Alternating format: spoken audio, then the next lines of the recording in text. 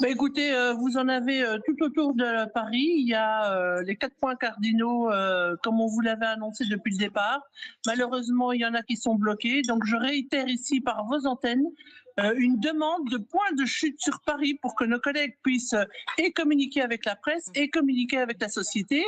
Et si vous me permettez, je voudrais rebondir à ce que votre, collègue a dit sur les fonds d'urgence, les 75 millions. Alors, manque de peau, justement, je fais partie de la délégation qui gère avec le MASSA, enfin, avec le ministère, ces montants-là. Je rappelle quand même que les pertes indirectes ne sont même pas prises en charge. Ça veut dire que les éleveurs qui se sont battus pour maintenir en vie leurs troupeaux, qui ont des factures de 5, 6, 10, 12 000 euros de frais, ne sont pas pris en charge. Donc, nous avons demandé un audit parce que ces 75 millions ne seront jamais utilisés.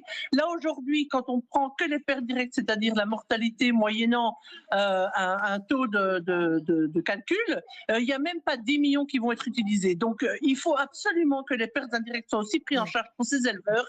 Et je rappelle qu'il y a d'autres maladies qui arrivent. La tuberculose repart, il y a la fièvre, il y a la peste porcine africaine. Donc, on n'est pas sorti de l'auberge. Et donc, de donner des chiffres comme ça, mais qui ne sont pas utilisés et qui ne sont jamais arrivés dans nos fermes, à la fin, ça devient fatigant.